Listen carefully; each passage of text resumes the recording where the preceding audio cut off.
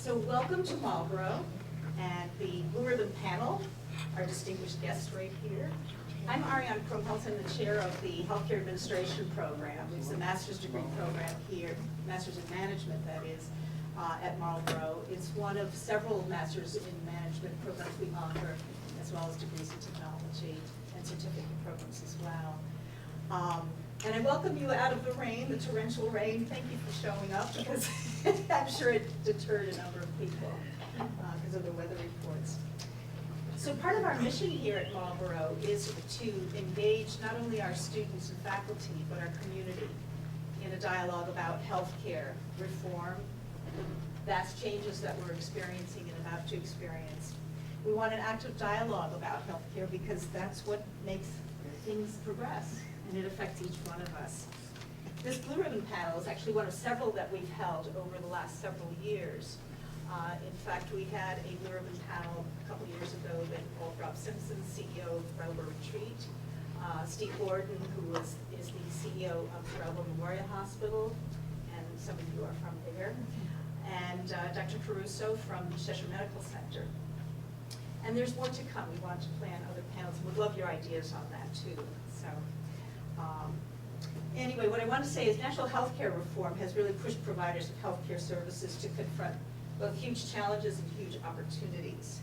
And among these, we must understand the driving concepts for healthcare reform, namely population health and improving health outcomes for people seeking care. It's complicated. It requires systems thinking, evidence-based practices, and payment reform. And those are things we'll talk about during the course of the session tonight. So I want you to enjoy a lively discussion. I want you to join in, please. And I also would like to introduce everybody. So Craig is our moderator. Craig Miskovich is an attorney with Downs Rackland Martin, and he's been on our faculty since the beginning of the healthcare program, actually, here at Marlboro. So he's a legal issues advisor to a number of healthcare organizations in Vermont and New Hampshire. Robin Lunge is a director of healthcare reform at the Agency of Administration in the state of Vermont. So she's got a big job. B. Grouse is the president and CEO of the Vermont Association of Hospitals and Health Systems, and actually is a clinician as well. You're a nurse as well, yes. Right? And Yvonne Goldsberry. Actually, Yvonne has a very interesting title. It's VP of Population Health and Clinical Integration. You'll see this position more and more, I think, in the future, but it is unusual. And Yvonne is at the Cheshire Medical Center, Dartmouth-Hitchcock-Keene in New Hampshire. And we'll actually start out with a little bit of an overview about population health. And Tom D. is the CEO of Southwestern Vermont Healthcare. Did I say that right? Which is a hospital and multi-specialty and primary care group practice system. So I welcome you all, and thanks for coming. And I'll turn it over to Craig. Great. Thank you. Thanks, Marianne. I appreciate it. I'm a little too kinetic to sit, so I'm going to walk around. And I'm rather verbose, so I'm going to try very hard not to fall in love with the sound of my own voice today. It is wasted time with this panel. The more I talk, the less value you get. I'll try to remember that. We can give you a hook. Some sort of signal. So I think we'll start. Yvonne Goldsberry will talk to us and try to get us maybe just a common language, so we can start to talk about population health issues. What we're not going to be talking about, maybe not a lot, is the rollout of the exchange. That is water. There's a bridge. I'm sure it went under it. We're moving on to a different conversation about healthcare reform and a conversation about population health. So with that, Yvonne, if you could walk us through, I'd really appreciate it. Great. So I have this title. I've been at Cheshire Medical Center 10 years, and about a year and a half ago, our CEO created a brand new position called VP of Population Health and Clinical Integration. And I have to say, I'm just back from a national conference, and there were other people at this meeting who have what I would describe as modern healthcare titles, kind of like mine. We're all trying to figure out what do we do in this, quote, new space, end quote. We're all acting like and pretending to be and trying our best to be pioneers of the new. But I'm actually a public health person by training, so I come quite naturally to this place where we're trying to bring our health delivery systems to a new place. So one of the things that we're all wrestling with is what is population health? And there's actually a definition of it, and that top part in the green is the definition. And so people are debating about, what does that mean? Is that really real? It includes the word outcomes. It's about groups of people versus individuals. The other big aspect of it versus what on our campus we call population medicine is that it includes the social aspects of care, all the social circumstances that a person has in their life in addition to the clinical aspects of care. So on our campus, by pointing out population medicine, it really helps our clinical staff understand their role in the new C. So when they're seeing an individual patient and they're working on that patient's diabetes, and then they take a step back and think about my panel of patients with diabetes, they understand they're in the population medicine place. When they then take that panel of patients and they put them in their community, now we're in the population health place. The other big question is, how is that different from public health? Because all of my public health colleagues are nervous that the healthcare system is taking over what was the domain of public health, and what do they know? They're clinical people, they don't know anything about public health. Well, in fact, public health is different. It has a governmental role. It's very grounded in the legal aspects of the pieces of where I'd say population health and public health merge together. There's definitely a role for that. It encompasses all the other aspects of health that are not health care, like clean water, clean air, broad-based messaging. So it does overlap, and it's a good thing that they overlap.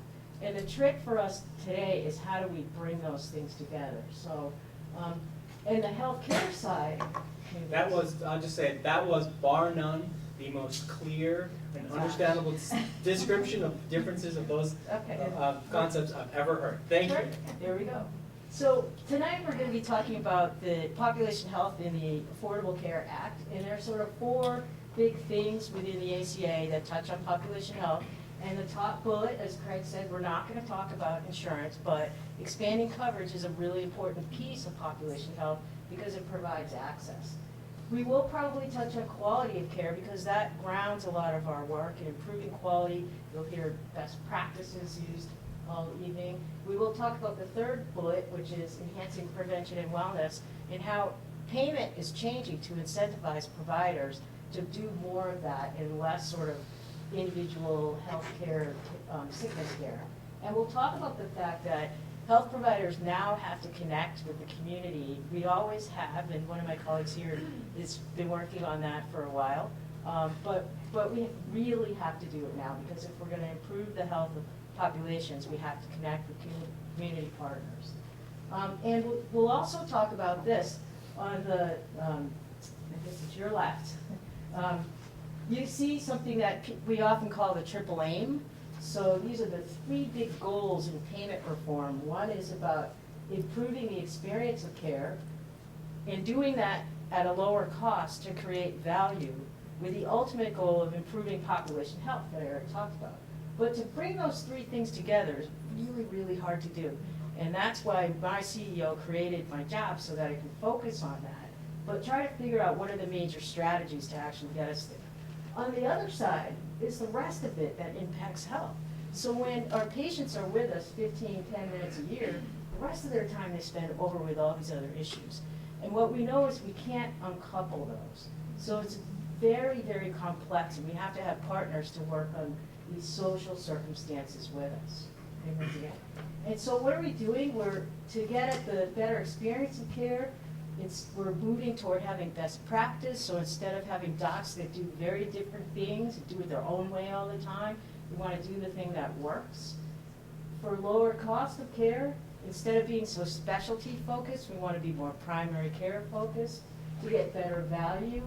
And I know my colleagues will share with me this experience of 2 feet in different camps of being paid by the widget, as my CEO says, in fee for service, but at the same time trying to be paid and getting paid now for value, so based on the quality that we provide, based on the cost. And at the top, shifting away from disease-focused and moving more toward wellness-focused. So quickly, how are we doing that? These are the kinds of system transformation things we're working on.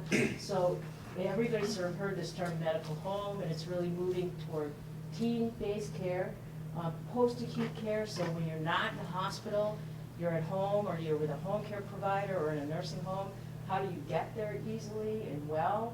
And how are those circumstances at the same high quality or low cost? Care management, so how do we help you get the best thing, the right thing, at the right time, in the right place? Again, our payer relationships, so working closely with insurers to help us move toward that value-based payment. Activating our patients. I know in the call before having this panel today, we all started to talk about, but what's the patient's responsibility in all of this, and how do you get the patient to actually take an action? We know that just teaching people things doesn't work anymore. We really need to avoid it. And then bringing things together through technology. And we also, you'll hear tonight a lot about the right care at the right time. So not every patient is the same. And in population health, we really, really know this. So what we're trying to do is actually understand these three different types of patients. Our low-risk patients are the folks that, you know, they're basically healthy. They don't really need health care, but when they do, they need it with urgency usually, and they need it with convenience. Our rising risk patients are people that may have one or two health issues, high blood pressure, maybe a little overweight. And what we want to do is not have them become high-risk patients where they have many, many comorbidities. But we can't treat these three segments the same way. So you'll hear tonight about how we're segmenting our populations and how not everybody's the same, and that's okay. But we need to have the right care at the right time in the right place. So that hopefully that summarizes it and brings what is population health together for us and kicks us off as a panel. That was fantastic. You said it all. Any questions? And also, as much as I want to hear from the panel, I'd really love to hear from the audience as well. So if anyone has any questions, you know, please don't wait, jump in, and we can start there. Does anyone have any questions? Yes, Richard. I'm just curious on a working level, like what do you actually do? I mean, I'm not saying that to be facetious, but I just want to know what your strategies really are to accomplish some of these goals. Yep. So there are a variety of really on-the-ground strategies. So if I'm a doctor, I spend a lot more time looking at my patient load ahead of seeing the patient, so I can maximize the time that I'm there with the patient. So if they have, in fee-for-service, you're only going to look at that one problem during that time that you see the doc. So our docs want to try to look at the whole patient now when they see them. So if I come in and I have a cold, oh, I'm going to check your blood pressure, and oh, I noticed you haven't had your mammogram, and oh, by the way, you're turning 50 next year, so let's talk about a colonoscopy. So I'm not just going to do the sniffles. So that's one type of strategy, is looking more holistically. There are many, many though. And maybe we can start there with a kind of a conversation of fee for service, and you know, I think I know Tom is working on some other payment methodologies. I know Robin as well. I think there's a transformation from a fee for service to a different methodology, and Cheshire Medical Keen, or Dr. Fishcott Keen, you may have been a little bit ahead of the curve. You participate in an ACO, Right. right? And was that one of the motivations to develop more of a population health model, because you started to share in some of the upside and downside risk of a healthier or unhealthier population? Yeah, well, that definitely motivates us financially, because part of our pay depends on meeting quality metrics, and we call these gap reports. So part of our pay depends on making sure that our patients get all their prevention services that they're supposed to get. So yeah, it definitely has motivated change, Yeah. for sure. And my sense is that if you have a payment methodology that puts you at risk for the volume of services, the utilization of the healthcare that you provide, Right. you have a financial, you probably have a moral kind of drive to Right. make your population healthier, but you have a financial risk there too. Absolutely. On the hospital side, there's a readmission measure that we're measuring frantically. So people can't be readmitted into the hospital within 30 days for certain diseases and certain types of people. So how do you do that? That means they can't come back in. So that means when they leave the hospital to go home, we've put in place some callbacks. So one of the biggest reasons people ended up coming back to the hospital was their medicine changed when they were in the hospital, they went home, and they were on different meds. So if a nurse can call them and say, how are your meds, what are you doing, what do you want, are you taking them, can you afford them? And get that handled, that's one of the fastest, easiest ways to get that readmission rate down. In the past, we wanted them back in our hospital because we got paid again. So you change it. And that's part of the conflicting systems, because you mentioned in the past, but really in the present. Right. You still get reimbursed. Right. And we're a good example where, and Cheshire's way ahead of most of the hospitals. They've been doing this now for, I think almost 10 years. Yeah, because we're in the pilot. So they're ahead of us. And, but in our case, our readmissions, and we talked about these are patients, Medicare, let's use Medicare as an example, patients who come back to the hospital within 30 days. Well, we were running just 3 years ago a readmission rate of 21% for Medicare. Within 30 days. Within 30 days. So, and through our efforts, and it's really all about collaboration and communication and systems approach. I just looked at the numbers today. We're down on the Medicare side to about 7%. But that's an example, though, as we say, oh, we're doing much better. But we have to realize, CFO tells me all the time, okay, we have a big, we have a budget gap here because you guys are doing a great job of reducing readmissions.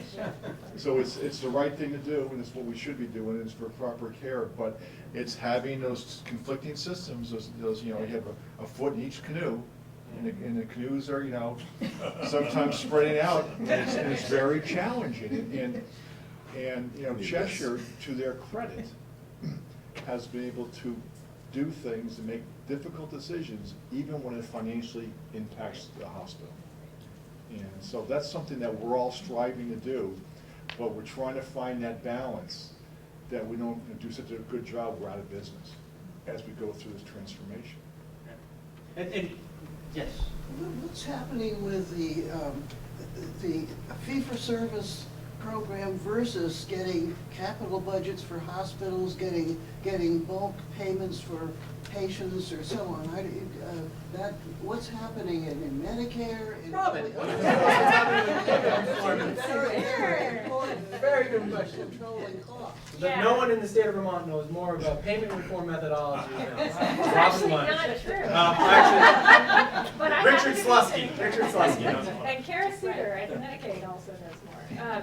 So Vermont was very lucky to get some federal grant funding to help us convene a very large stakeholder group across all sorts of different providers and patient populations to work through how we move away from fee-for-service to other forms of payment methodology. So over the next 3 years, we're going to be testing 3 payment methodologies. One is bundled payments, which you refer to, where and other folks could chime in who've actually used them as a practical matter, but the idea is you pay for, today, if you have a particular kind of surgery, for example, you pay for every little bit of it, and this would come up with a fair payment for the whole kit and caboodle, and bundle all those services into one payment. So that's, we're currently working on the methodology and all the details of how you actually do that across payers. So one of the unique things that we're trying to do in Vermont is to change our payment methods across not just Medicare, not just Medicaid, but also our two of our biggest private commercial insurers as well. And we have, so we've done that, set up those standards across all the payers for the accountable care organizations. We have 3 accountable care organizations in the state of Vermont. One Care, which is a collaboration between Fletcher Allen and Dartmouth Hitchcock.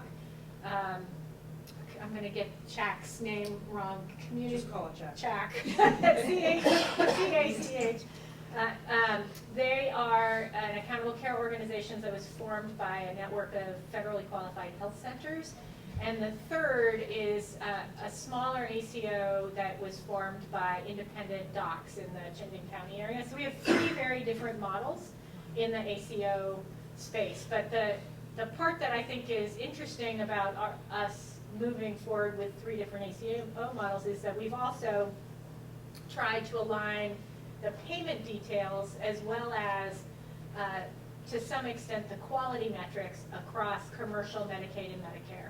So that program, the details are fairly well developed, and really now the hospitals and others are really delving into, okay, now we have this, what does that mean? How do we tackle it? How do we meet our quality measures? And then the last, one more payment methodology that we are testing, am I going to forget it? Just started to global budgets. Oh, yes, global Yeah. budgets, of course. Oh, so we see the formation of the ACOs as a step towards figuring out how we would move to a global budget on a population basis as opposed to a hospital basis. If you look at the community that an ACO spans, it's actually a larger group of providers in that network than a hospital, so it better enables you to actually capture a bigger piece of the budget. But we are looking at how to move to a global budget system in the future. But right now, we're testing out the ACO model, see how it works, and then how we then move to the next step. Because I understand that the ACO that Dartmouth and Fletcher Allen have organized is, it's all Medicare. And Medicare being a federal program, how much freedom do Vermont have to experiment or change? Have they changed anything beside, out of the fee-for-service? So OneCare also has a contract now with Medicaid. That's brand new. That just started this year. So OneCare is doing Medicare, Medicaid, and they also have contracts with Blue Cross and MVP. MVP did not sign yet. So. Okay, so that's in the works. But we had to do some alignment with certain types of Medicare rules around the ACOs. But for example, with Medicaid, it's a different population, right? So there are some additional quality measures that made sense for the Medicaid population that don't make sense for the Medicare population. Fee-for-service still lives underneath the ACO construct. So people are still getting paid fee-for-service, but the idea is we set a trend. If they come under the trend, then they meet their quality measures, then they get some of that money back in the form of shared savings. So it starts to tackle some of the financial issues and financial disincentives. But you have to have permission from the federal government to change these for Medicare. Yes, so we've been able to align with Medicare where we needed to, but change it where it makes sense. Because we were balancing having a system that wasn't going to drive providers crazy by having all these different rules and giving people different incentives with having to align with Medicare. Now there are payment and delivery system reform waivers that you can get from the federal government if you do want to change some of those payment rules under Medicare, and we are certainly looking at that for the future. Because that alignment is, we have to have alignment with Medicare in the long term. Right. So in order to have the whole state system, we're talking about population health, but again, in order to bend the cost curve over time, and at the same time that we're improving care and create a system that makes more sense for providers and for patients, we have to have Medicare at the table forever. So then this is a beginning process to start to get them there. How many of Vermont's hospitals are in OneCare? All of them. All of them. And I think that's an opportunity for Vermont, is that nobody else, no other state has a delivery system that can Actually with organize itself? with the gentle persuasion of the legislature and the executive branch, to get that kind of participation. Every Vermont hospital is in, and every Vermont hospital is a non-profit hospital. There are opportunities for healthcare reform that exist in Vermont that really don't exist really elsewhere. Is the Springfield Hospital in the FQHC? Yes, but they're also. So they're also in one care? Yes, yep. I mean, that's very significant, Yeah. having an entire state involved with probably 1,000+ doctors involved. So as you look at the ACO experiment, Vermont is beginning to set the trend here in terms of how this can work out. And now that we have potentially all the major payers being involved, I mean, it's going to be a very significant potential future. We're not sure that's the end of the journey. This may be just a stepping stone for another thing. But don't take that lightly in terms of what's been accomplished here in Vermont. You know, and for the Medicare Shared Savings Program, Vermont is the only entire state accountable care organization for that Medicare pilot program.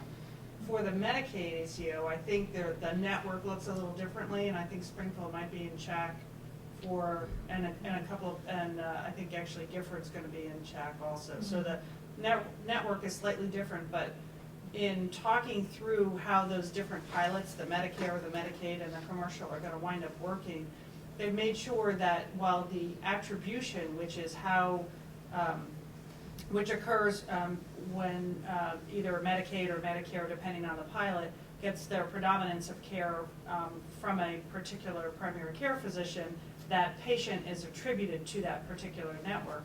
So the attribution would happen in a particular way, but that doesn't mean that for example, Springfield wouldn't be affiliated with One Care Vermont if patients were receive services in that network. So that all the affiliation agreements and go back and forth, so that wherever the patient is not limited in terms of where they get their care. It's frankly, it's seamless or invisible to a patient, I think I would say.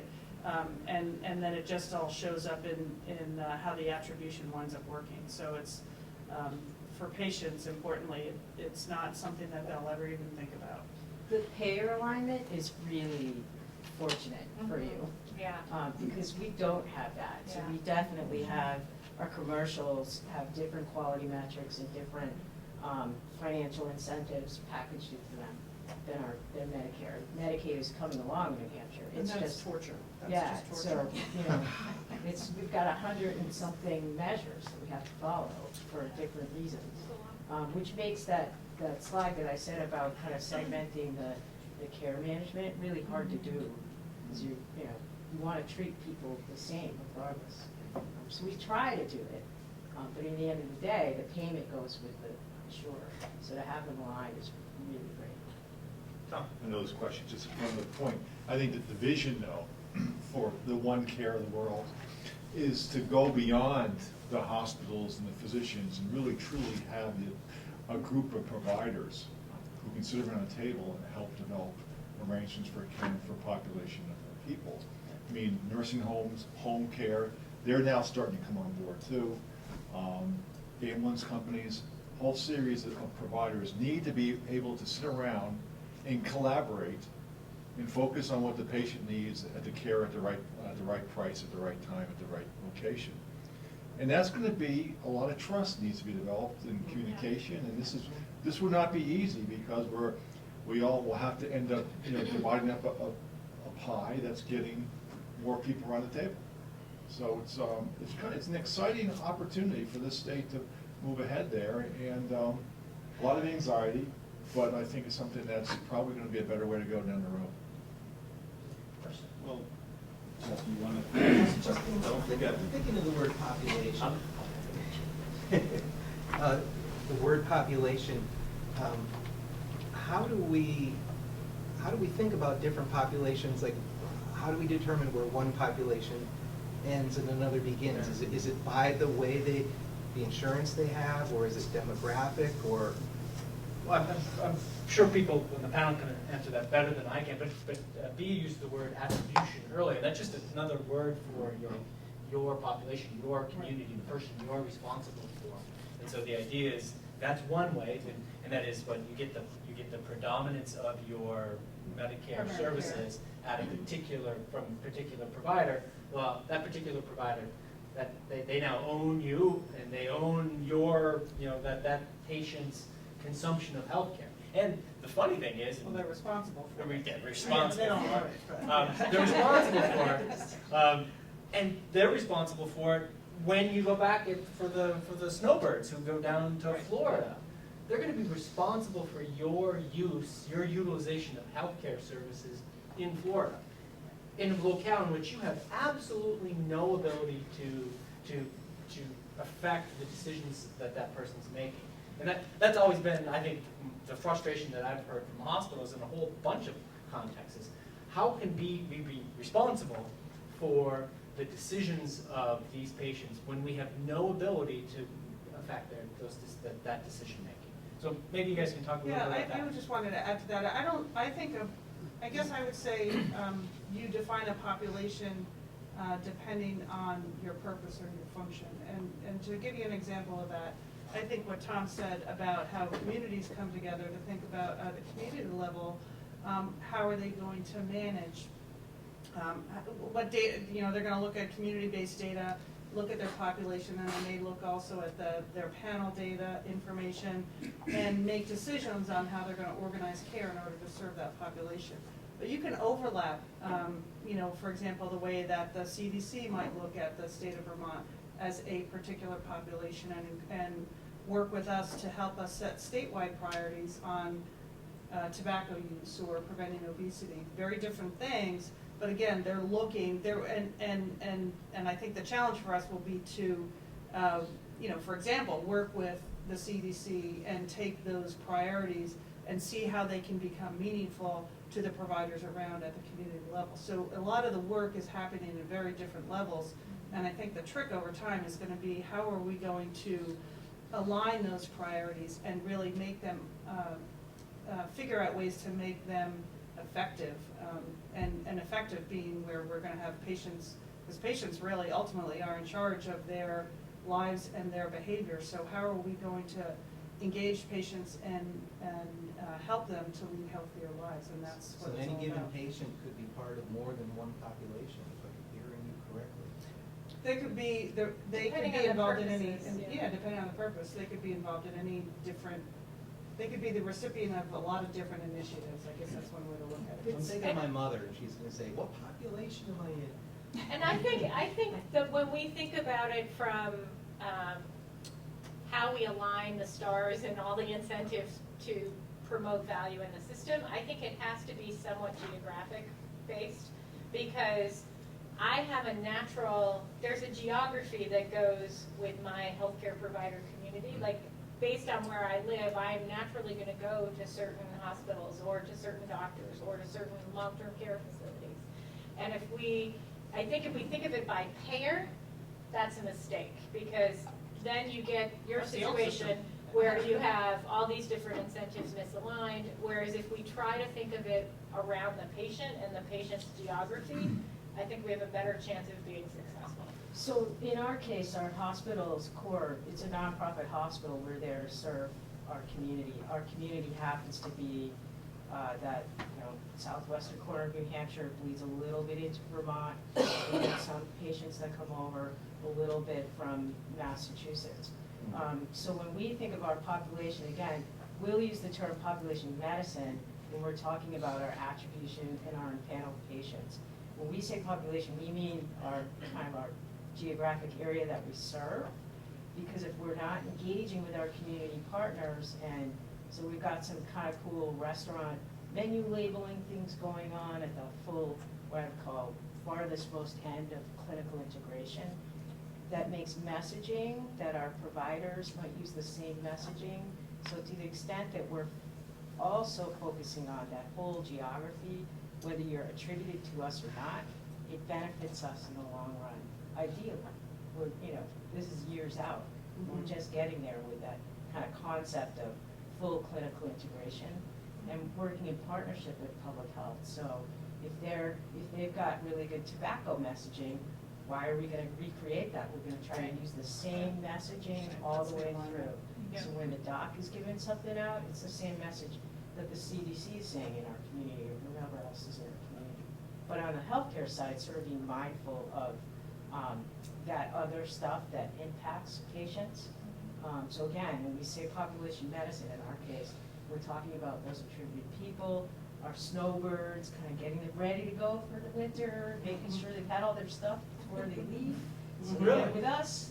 But Yeah, you, so it's- but your mom is only attributed to one primary care Exactly. physician. Yeah, yeah, So it's not multiple. right. So, and that's one of the keys to make this all work, is you have to have an appropriate number of primary care physicians that can have attributed lives attached to them. I don't think your mom needs to know what population she's in, by the way. She'll ask. Do we have a sense, a feeling, a knowledge of how many people, either or dollar volume of services, seek medical services outside of Vermont? Dartmouth Hitchcock being in Yes. Vermont? Yeah. Yes. Actually, the governor spoke at a dinner at Dartmouth that referred to it as the far east of Vermont. Yes, we have all that kind of information in terms, we have a claims database that shows us utilization by Vermont patients. So we know on a macro level that about a third of our population goes to Dartmouth Hitchcock or Dartmouth affiliates, and and we have a certain 20% come in from other places. So we do know the flow, ebb and flow of So what's that patient. figure? I don't have the I think it numbers was in my head. 400 million. I think it was 400 million to Dartmouth, I believe. Out of a hospital spend of 2 billion, I think. Something like that. So, do we consider that there is a significant amount of Vermonters that seek medical services outside of the state? Particularly to Dartmouth, Yeah, but and that's the figure biggest. Dartmouth being in intra, because they're Right, part of right. OneCare, right? Yeah, absolutely. Yeah, so, well, let me rephrase it. I see what you're asking. How Do many we people? know how many Yeah. people seek services outside of OneCare in Vermont? Because I think, We do have that data. I don't have it in my head, but we certainly have it, and if you're interested, I'm happy to get Well, your I'm email just- address. I Yeah. think So that we're- keeping people in, we talk about economics, we talk about the multiplier effect. We talk about how important it is to keep our dollars in state and how those dollars are spent again and again in state. Well, when the biggest bucket of money comes from healthcare, I think it's really essential that we spend our, what effectively will be public dollars in state. So I wonder how many people Yeah, have if you to change exclude their Dartmouth, behavior right, if you exclude to do Dartmouth, that. it gets significantly smaller. So, for example, Yeah, I would use our people- example, so we're in southwestern Yeah. Vermont. Yeah. And we're right on the New York border, and we're right on the Massachusetts border, but actually 25% of our business comes in from New York. So really big in-migration.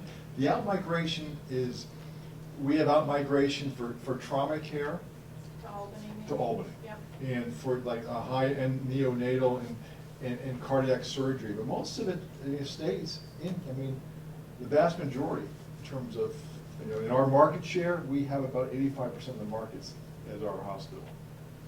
And then I think the second biggest would be Albany Med because of their trauma services. So I think in Vermont in general, except for tertiary care, because there's not many tertiary institutions, most of it stays in.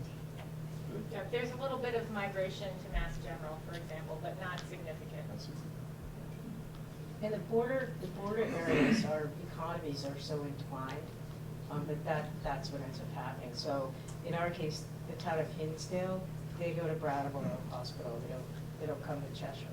But in our sort of bigger population health view, we're not gonna cut the town of Hinsdale off and say, no smoking interventions in that town. We'll show them. Yes, so. We get back to them. Instead, it's much better, we're working toward building relations with Brattleboro Hospital. It's much better for us to do that, because we share an economy. Is that maybe for you, Tom, is that a different job? I mean, is being a hospital CEO different now? Do you have different goals and different focuses? Well, first of all, Vermont is very different Yeah. than where I came from. I came out of New York, where there was 2 hospitals in every town. You had the Catholic and non-Catholic, and they're everywhere.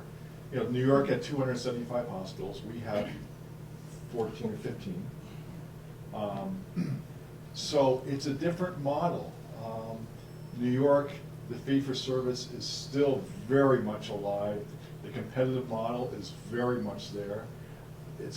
We don't have as much of the competitive model in this state because one of it is geographic isolation. You just don't have a lot of other institutions around. But what's changing is, you know, where historically all I thought about, oh my God, you know, we gotta get the census up, we gotta keep the volume in the doors. Right. You used to say, your utilization in the ER is up, yay! Now you don't. Well, I still, you know, look at that. Because, you know, we have that one foot in that one canoe that we still need to be able to, you know, navigate. But I'm also saying, okay, but this isn't gonna last much longer. You know, we may have a couple of years here, so let's start doing the right thing for the patients. So it's a different mindset. I'm also realizing that in the New World Order, the hospital is not the center of the universe. I mean, I grew up in an era where the hospital, you know, the hospital was the big kid in the block. And that's changing. And then we now become the most expensive kid in the block. So when you guys start dealing with a budget that's ultimately could be a fixed budget, you start asking different questions about how your institution's being used and where patients are being cared for.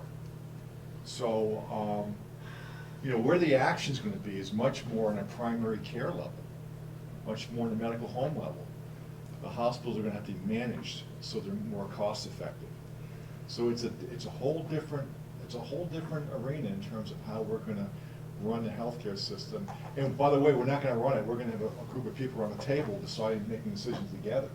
So collaboration, the ability to work with other people, develop trust, communicate, is gonna be critical because we're all gonna be in this together.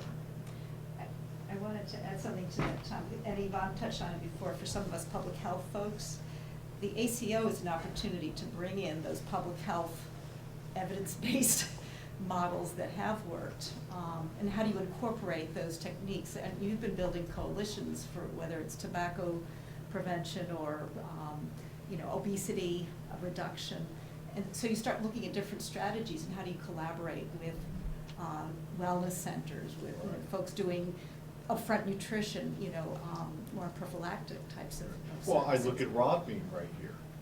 So we just looked at our inpatient numbers just a month ago, and 40% of our inpatients have some type of behavioral health comorbidity. 40%. And we don't have any mental health services in our hospital, realistically. Oh, really? 40%. So that's a paradigm switch that we've got to realize in terms of, you know, caring for people. It's not just the physical elements, it's the behavioral health side. And so, you know, Rob and his specialty hospital and the other providers are going to play a key role in this. Have to. Well, and that's also the epidemiology perspective. If you say, and I think we were going to have a slide on that, and maybe Robin, you have it from the blueprint for Vermont. Yes. But if you look at the top health conditions in any given region, whether that's broken down by state or, you know, a particular county, that starts to drive what you should be looking at, I would think, as a provider. Because if obesity in childhood is going to lead down the road towards the chronic conditions that you see in the acute care in med-surg, then you're gonna wanna start working with those children earlier. So I was making rounds in our OB department about 2 weeks ago, and we had 10 moms and 10 babies there. 5 of those babies were addicted. So that's the change that you're starting to see. And for the healthcare system, we've got to realize that, and we had to come up with, you know, how we're going to work together to deal with that problem. So you've been joined to the Dartmouth-Hitchcock clinic since '97 and operating together as a system. So we've had robust primary care for a while, which is why we've been a little ahead. And our CFO got very upset, and I know you talked to our CEO recently, because we ended up closing in the last year or so a whole med-surg unit, because we were having fewer patients in the inpatient setting. And it took us 2 years to really get there. We were trying to budget for that and couldn't figure it out. And what do you do with the nurses, and what do you do with the patients, and blah, blah, blah. And finally, the CEO just said, that's it, we're gonna do it. It's the right thing. It's costing us money. The time has come. So now it's been closed. We're doing just fine. We're at a much better price point. And how are we able to do that? Because we're relying a lot more on the outpatient setting and are working with the community partners to be more prevention oriented. But it's been, more than 10 years of effort toward it. And maybe this is a public health question too, but when I drive down Putney Road, Brattleboro, and I'm lured into the Kentucky Fried Chicken with a siren song that I can't avoid, like I make horrible choices about my health care, and I eat poorly, and I'm a fairly intelligent human being. I have no idea how that decision affects my healthcare costs. I can never figure out my healthcare costs for that matter. So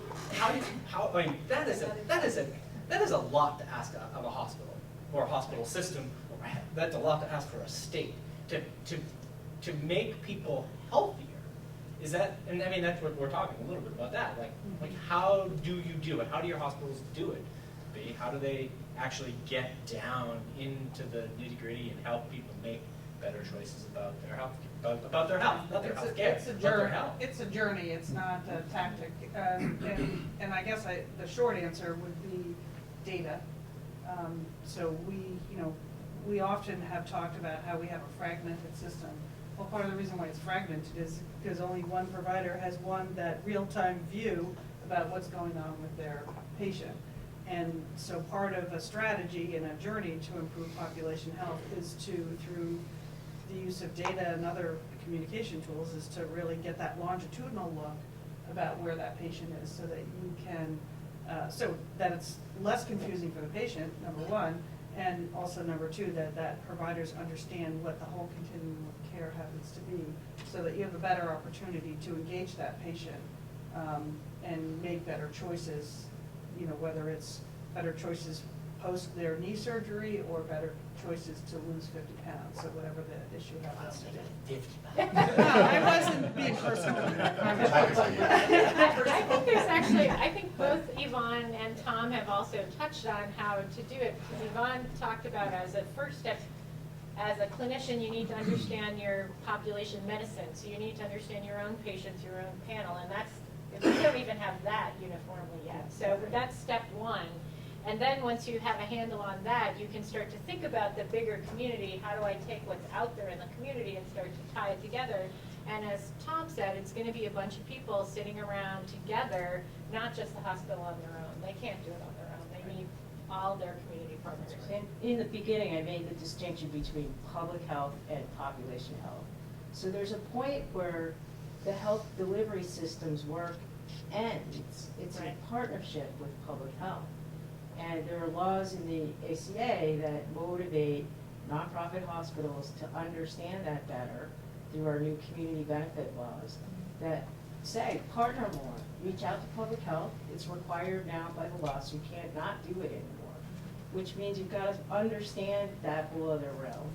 And to the extent that health systems bring a lot of credibility to conversations for legislative changes or zoning law changes or whatever it has to happen at that level to make fewer Kentucky Fried Chickens or more bike lanes.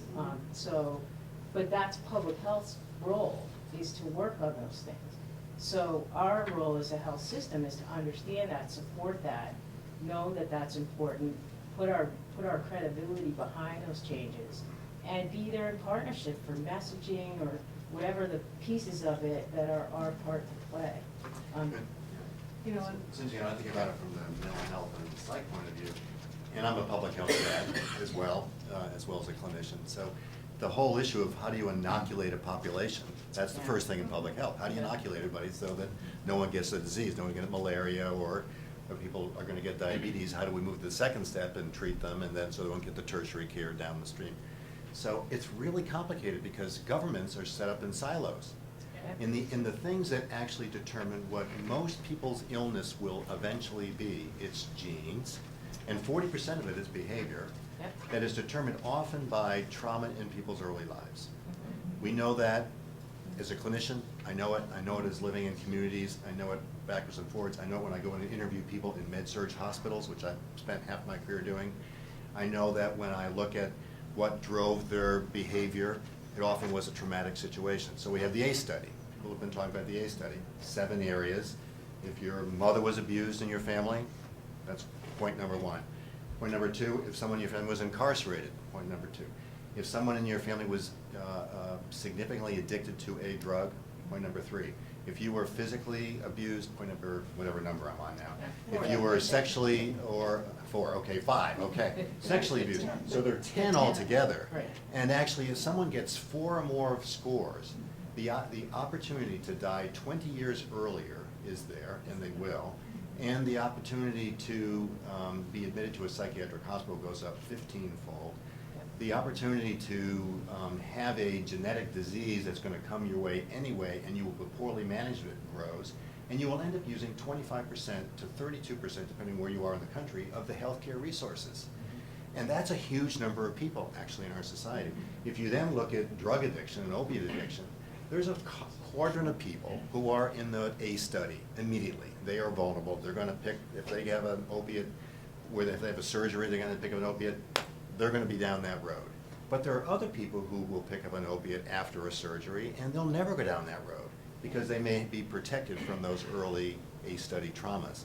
But they may actually just use a little bit too much of it, and pretty soon you've now changed your brain chemistry, because the brain is the most complex organ in our body that determines a lot of our healthcare utilization down the road. It is so complicated. In our state, and virtually every other, all these systems are paid in silos. So if we're going to intervene on opiate addiction, how do we get the child care services to make sure that that mother is not taken out of the home and the baby is protected and psych services are delivered in the home? That's a change in how we deliver health care in a population health arena. I'm the tertiary care. 60% of the patients, 65% of the patients in Vermont are hospitalized at the Brattleboro retreat. All of the children are. And 40% of our business comes from out of state. And we have 120 psychiatric beds in operation. What's going to happen in psych for those beds? So if you say, let's put up a bundled payment on psychiatry, it'll never work, because I don't determine whether I can get my patient out of the hospital. I depend on the community to take that patient back. So so we can't leave psych out of this. On the acute level, we can't leave it out. And on the level of just getting in earlier and assuring compliance, I always saw myself as a compliance guy.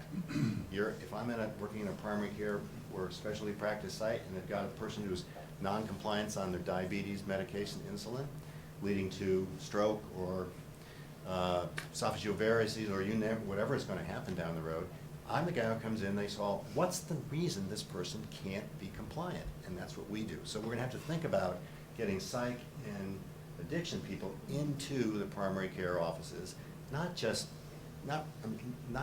consultation, but actually cheek to jowl. It's the only way it's going to change the way people think about treating populations of people. Rob, you mentioned that we have a siloed payment system. We also have siloed hospitals. We have 14 nonprofit hospitals in the state of Vermont, which means we have zero shareholders who own a hospital in the state of Vermont. At the risk of putting a couple of people in the room out of business, why don't we just have one? Why don't we just have one hospital? If we have a population that is our state, and we have a payer that is our, moving towards a single, at least a single payer, at least universal. Why don't we have fewer hospitals? Why do we have so many different providers? Why do we have so many different separate institutions? I'll answer that question. I think think the first answer in currently is that because acute care services need to be local.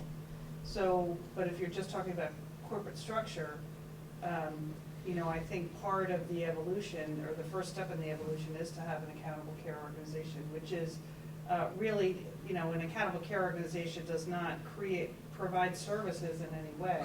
It helps to provide value in helping systems of providers figure out ways to improve quality while reducing spending. So, so to me, that is a first step in creating more of that systemness. And then at a larger level, certainly beyond Vermont, you know, the long-term trend for revenues is flat. And then we have these infrastructures, hospitals and elsewhere where health services are provided that because of the workforce and the capital intensive work that happens in hospitals, the expense infrastructure continues to drive up costs. So there's that squeeze. So I think over time, we'll see what types of services need to be provided in each community. And so maybe eventually in an area then they're not hospital level services provided. But that's going to be a result of a number of different factors.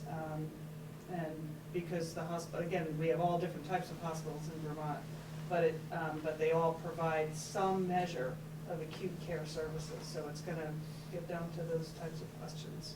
But I mean, I think the future is going to be hospitals and health systems working much closer together. Yeah. Don't get caught up in the corporate, is it the merger? They're going to work a lot closer together. And how do you At work? the service How do you level. work now with Yeah, Dartmouth Hitchcock? So right now, you know, we have a relation, we're affiliated with Dartmouth Hitchcock. We're in discussions right now of getting closer to them, and I think we will. I'm not sure what the model looks like. But if Jim Weinstein was here, and he's the CEO of Dartmouth Hitchcock, he's of the belief that over the next 15 or 20 years, there will be 25 to 30 systems that will dominate the country. In the country. And that most organizations, and he believes he'll be part of one. If you push him, he says, I think that there's a strong likelihood he'll be part of the Mayo system. He thinks Mayo will be a major surviving system, and that will dominate a big part of the country. They're now getting positioned to get close to the Mayo. So I think the days of having a lot of smaller independent hospitals, there'll be some, but there'll be less. We'll see what the Department of Justice says about that. Yeah, I don't think that's True. I mean, but, you know, It raises the question, Tom, how can you capitalize all this without that happening?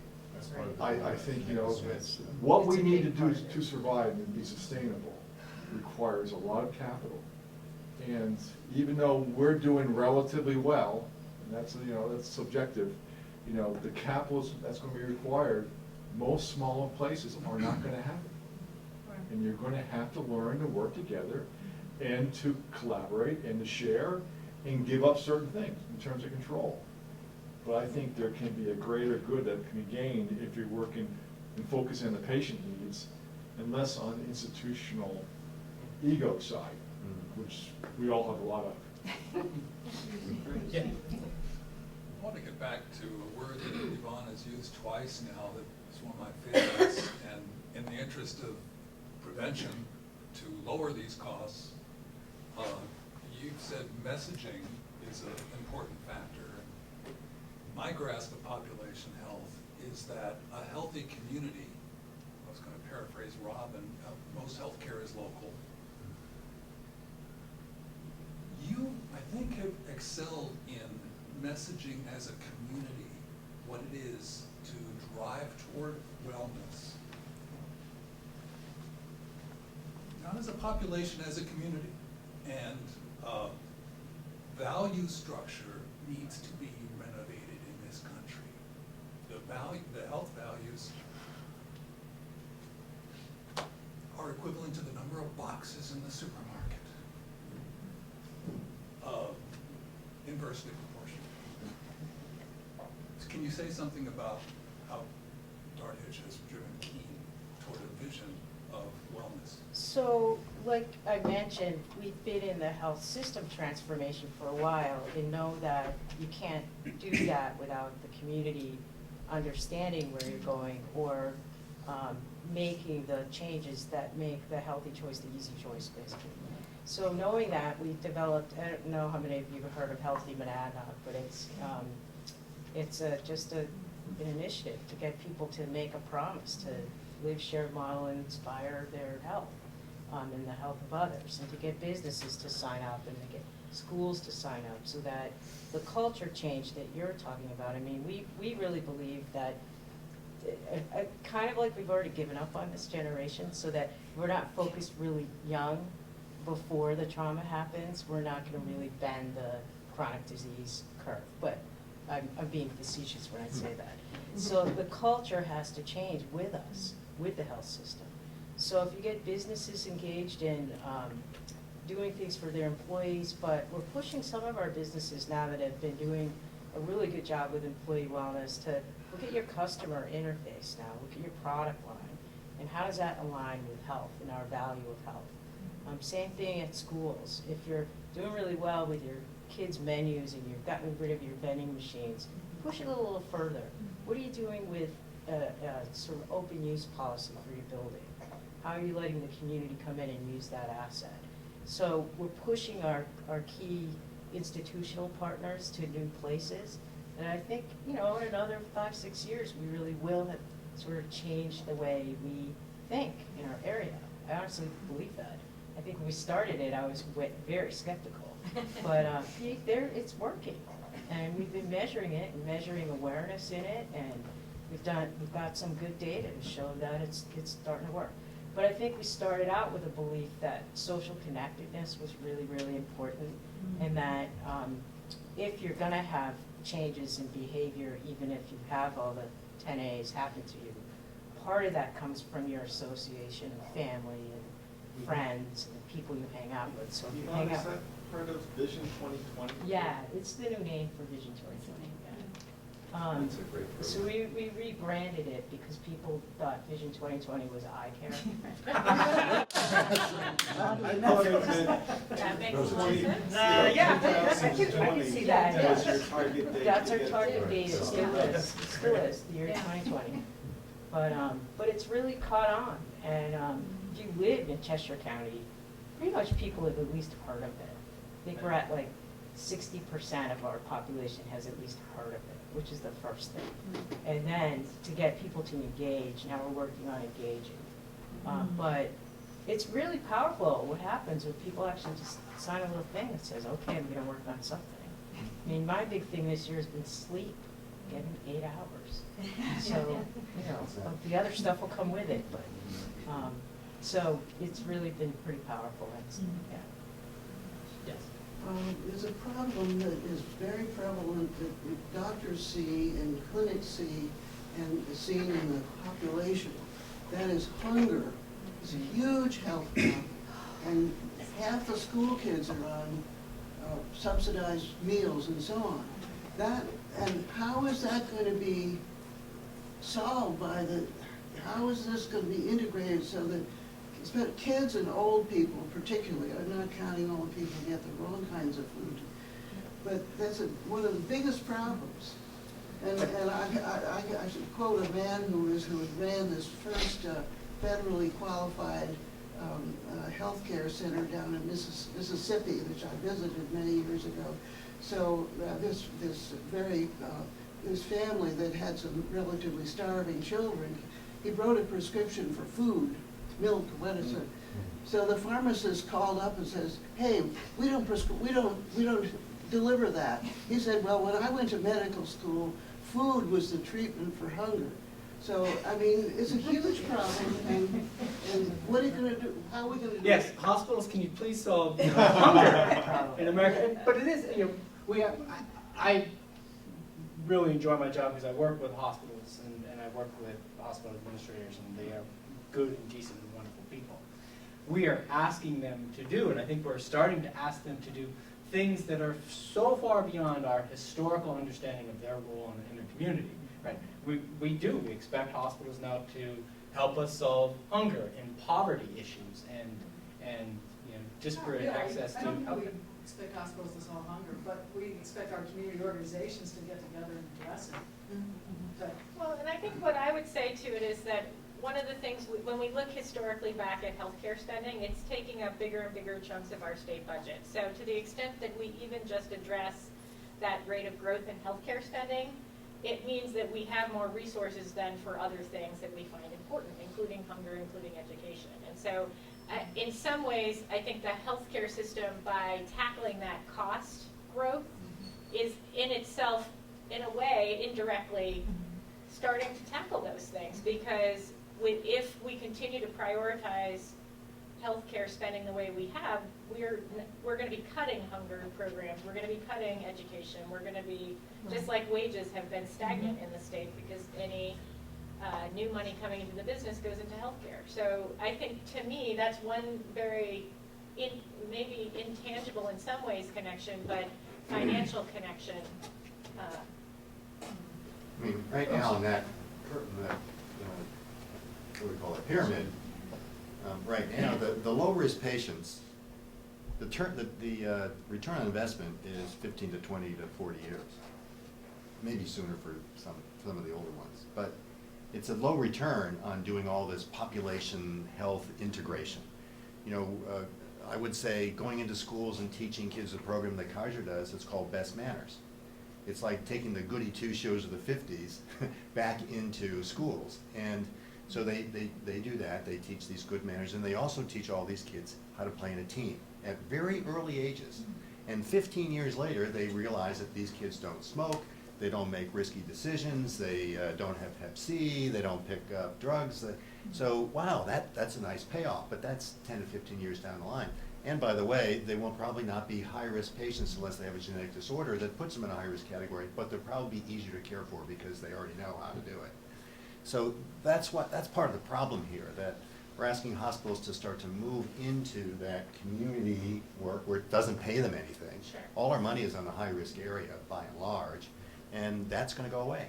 We have other resources in town that can do that. It's not all one basket. Yeah, yeah. But Well, part of that's the- got to be looked at. Part differently. Part of the way an ACO is supposed to work, and is that it's supposed to take the savings and reinvest them in prevention and wellness. Now, my personal feeling is that that's not gonna work, and you guys will figure this out, you actuarials will get it, that if you put the dollar in the healthcare bank, it's really hard to shake the bucket and get it to come out. So you gotta either grab it before it goes in somehow, or, you know, really say that require that a certain amount of those savings are dedicated to innovation and change and all these things that we know we need to do. And that's gonna be the next big question, the big piece about it is, how do you actually get them out of the little piggy bank that healthcare's still holding? If you're gonna really shift dollars in the GDP. And it either can't go in, or there has to be some requirements for use. You know, I I remember did having. my board, and at some point, someone's making very concrete dollars and cents decisions around budgets, priorities, plans, and we're nowhere near where your thinking is. And I'm wondering if you can give me some insight on how, maybe, and you and Tom, how you moved your boards from wherever they were to kind of letting go of the side of the pool and trying to swim, which I think takes a really big. So just say a little bit about the process and how you overcame challenges. Well, we were talking about my CEO a little while ago. He just is very visionary. And he, you know, again, it's been 10 years, probably 12 really, of progressing down where I think he sort of quietly added a little more to our traditional community benefit. He would say, Yvonne, go do this, but let's not tell anybody. So we were sort of gradually working. And then when it started working, he's like, oh, wait a minute, and sort of brought it up in more prominence. But at the same time, the Dartmouth-Hitchcock Clinic was doing care transformations. So we're so tied that the hospital had to keep up with that. Because the docs drive the inpatient utilization, and if we weren't responding by reducing our costs and doing what we needed to do in the inpatient environment, we're sunk, because, you know, they're care managing people, and we're tied in a budget, and, you know, so it got very complicated. But I have to credit the leadership, and he's just kept with it.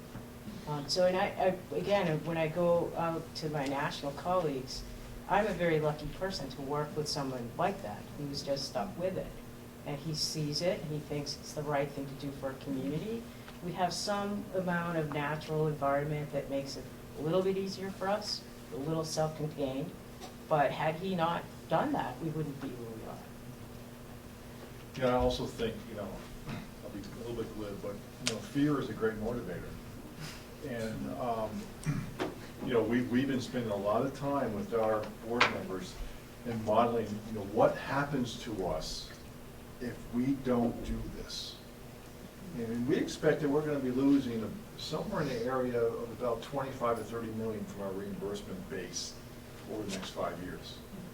So 5 years from now, we could be operating with 30 million less dollars annually. And when I first came to the hospital, it was very difficult. We reduced 100 people. And so we had a taste of what it's like if you don't start taking action and taking the right steps now. So, I think it's a lot of discussions, a lot of communications. Transformation, a lot of this, you have to communicate, there has to be trust, and people have to see, where you need to be going. But it's hard, because, we're on a treadmill towards, the fee-for-service is a treadmill system that, you want to keep that going. But And as the attorney in the room, fee-for-service isn't all bad. As a way to pay for legal fees, it is a wonderful idea. And I do not want to be... You don't want me to tackle bundled payments? No bundled payments, no bundled payments. Sorry. Yeah, and so it's difficult, and there's a lot of people today who still don't believe it. They don't believe it's going to happen. So this doesn't happen. It took Cheshire, 10 to 15 years. We can't wait that long. They were a visionary there. We had to move up much quicker than that. And so I think it's going to be one which, the physicians have to be at the table. They have to be leading this charge. It can't be a bunch of suits. It has to be the clinicians who really see what's happening. And we're blessed because we have a lot of physicians who understand this, and they're pushing the rest of us to go forward here. It's funny, you've mentioned the word trust a few times, and my sense is that you're talking about that in a few ways, that your physicians have to have trust in your organization, that you're going to make them, if not whole, you're going to make good decisions that are going to allow them to do the work that they love to do. I also get the sense maybe that there has to be a level of trust between hospitals and VAWs and the state, that the state is going to make sure that if you make good decisions, you're not going to get penalized for that. That they want to incent the kind of behavior that is going to lower healthcare costs. Yeah, I think, if we don't have a partnership here, this doesn't work. There has to be partnership. We have to be able, the state and the providers in the community, we have to be on the same page. And it's hard to change this. It's what we're being asked to do is not an easy road. Physician involvement prompted me to think of one thing. We did make a structural change probably 10 years ago, but our Office of the President actually has a physician medical director side by side with our MBA and CEO, and they co-manage, and it's equal. So I report to both of them. It gets awkward at times, but and we've had a changeover of our medical director, so that relationship change has been interesting to see the structure survive, but it really engaged the docs because they've got their upline basically right sitting side by side with a hospital CEO, both with decision-making authority over the total. Richard? Well, in Vermont, I think we already have a model of systemic transformation that's breaking down the silos. And I'm just surprised nobody's mentioned it. We have the Vermont Blueprint. I'm kind of biased because I'm working in the Blueprint in Brattleboro, but it's doing a lot of the things that people are sort of wishing for here, talking about. We're actually dealing with hunger through the hospital, indirectly and directly through the hospital. We have hunger-based programs. We're working on that. We're bringing food to people. in some cases, we're not as good at as some other parts of the state, but in other parts of the state, they're embedding clinicians and other people in practices, mental health providers, so that somebody goes to a primary care provider, and the primary care provider wants to make sure that person either maybe have nutrition counseling or see a mental health therapist, instead of telling them, oh, well, this is what you need to do, is go down the hall and that person's here and you can make an appointment with them directly and go talk to them. And that stuff's happening already. I think this model, I mean, I've been doing it for about 2.5 years now down in Brattleboro, and this is the model that's going to create a patient-centric system that puts everybody in their place in a good way. I mean, the hospitals will be a key player, but it's an amazing model, and I think this is where the future is, and we're tying in with the ACO model now. And the blueprint, I think, is sort of the link that can tie all of this together, and then the blueprint will get transformed somehow.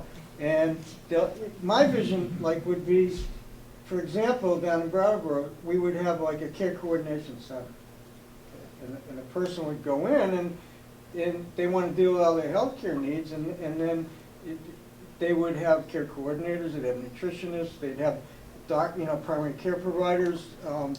Everything can be dealt with out of this center. They still would go to the hospital for whatever they need, but follow-up care, all those different aspects. People don't learn things in the hospital. I mean, you can't process information, but they learn things when they have the time and they're in their own turf. And, I get carried away here. No, and maybe to Yvonne and Rob's point earlier about the high-risk patients, I think those intensive services are really, the greatest return on investment, to use Rob's term, on the high-risk patients. I have one anecdote. I have a very good friend of mine who's a he's a transplant surgeon, a pediatric transplant surgeon at a big Boston hospital, rather. And that is just incredible to me. I couldn't imagine the stress of doing transplant surgery on children.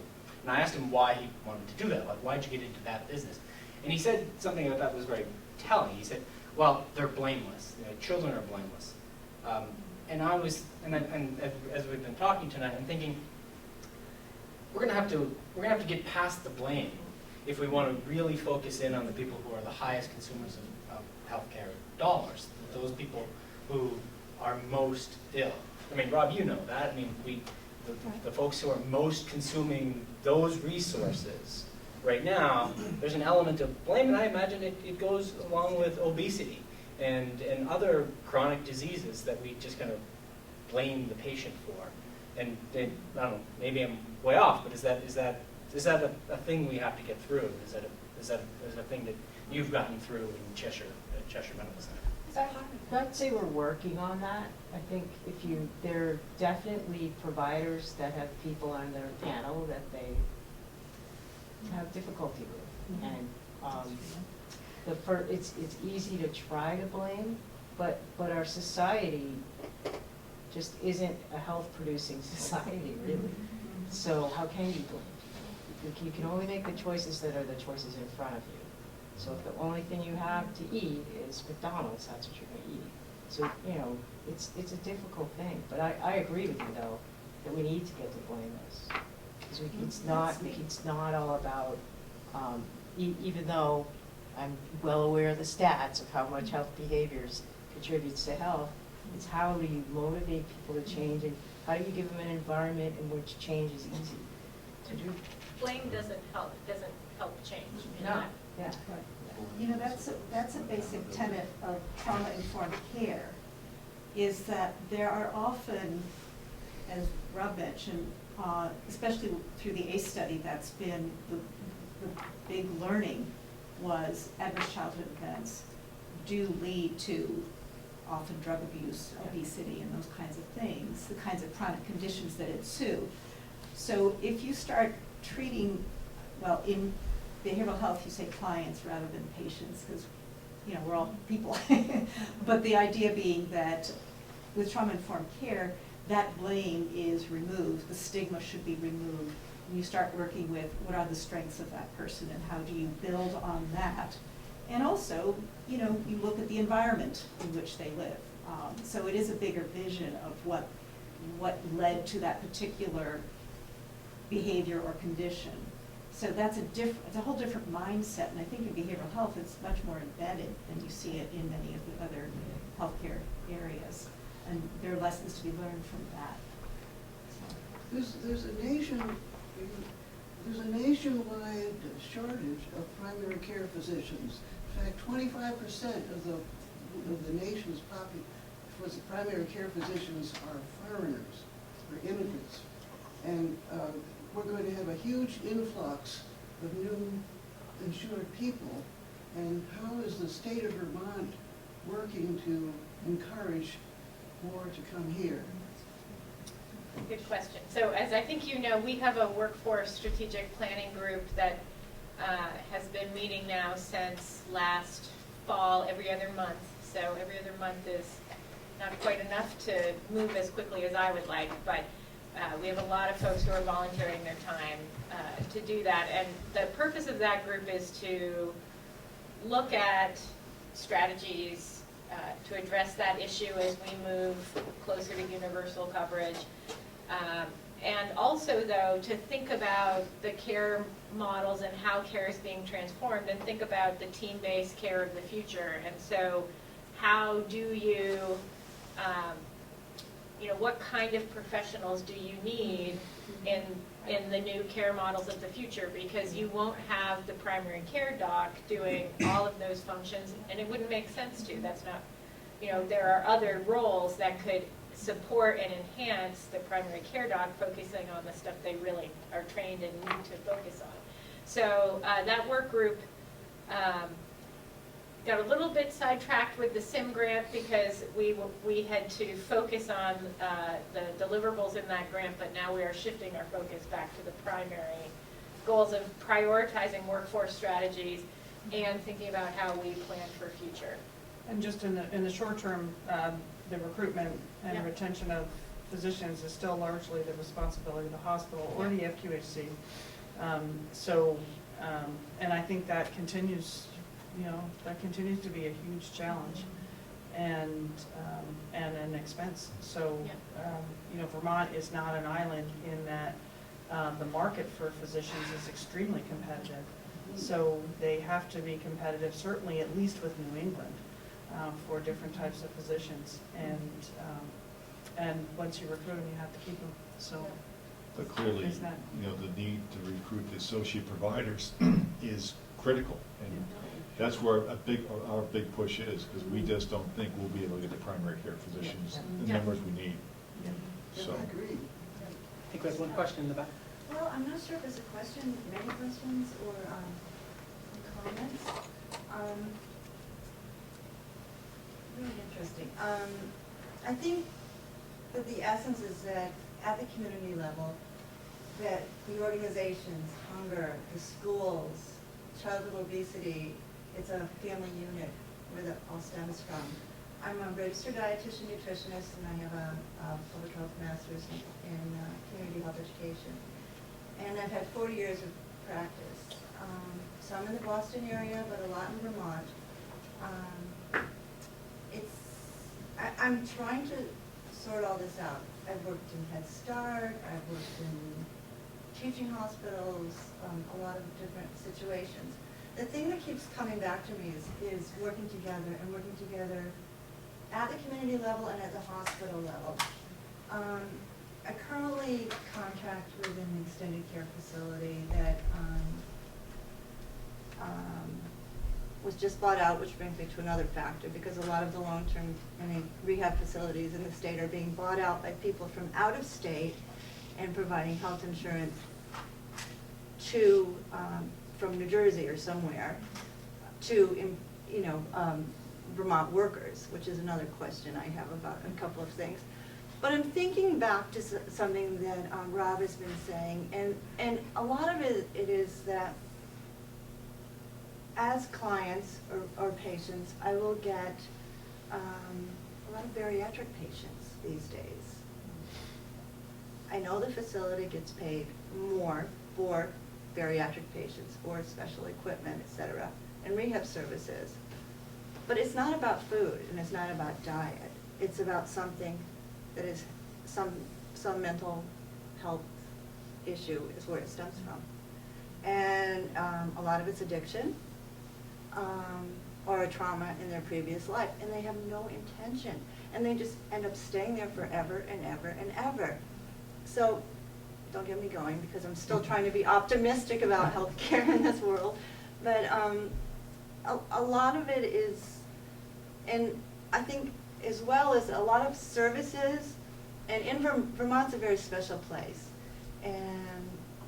But even like Head Start funds, I mean, it's those kind of community services in the past that have had the, let's say, not the highest quality of provider with them because they didn't have money, or they didn't have, you know, a lot of the community organizations or hunger programs in Vermont, and a lot of the community has taken that upon them and established organizations and services for Vermonters. And I think that it's really critical that for the future of this program, that all of those organizations are on the table, because they're all working together and they're all so intertwined. So kind of in recap, and maybe we should because it's 7:35. Sorry. In recap, this was fantastic. I honestly really appreciate it. I learned a lot tonight that I didn't know when I got here. No more KFC. What's that? No more KFC. Unless you bite Thanks for there. sharing. But yeah, really a conversation I didn't anticipate having. There's a lot of words like collaboration and trust, and also the idea that while maybe economic factors, payment reform, are driving some of the decisions regarding changing how hospitals deal with and try to assist the health of their population.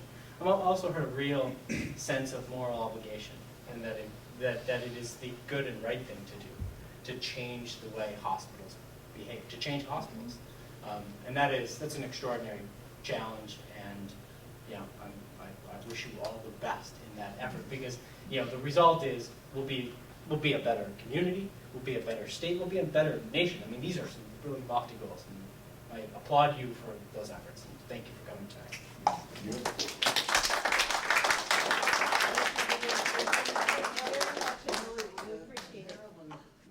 We'd love to hear feedback from you to Marlboro. If you have ideas about the kinds of panel discussions in the future, we'd like more on wellness and prevention.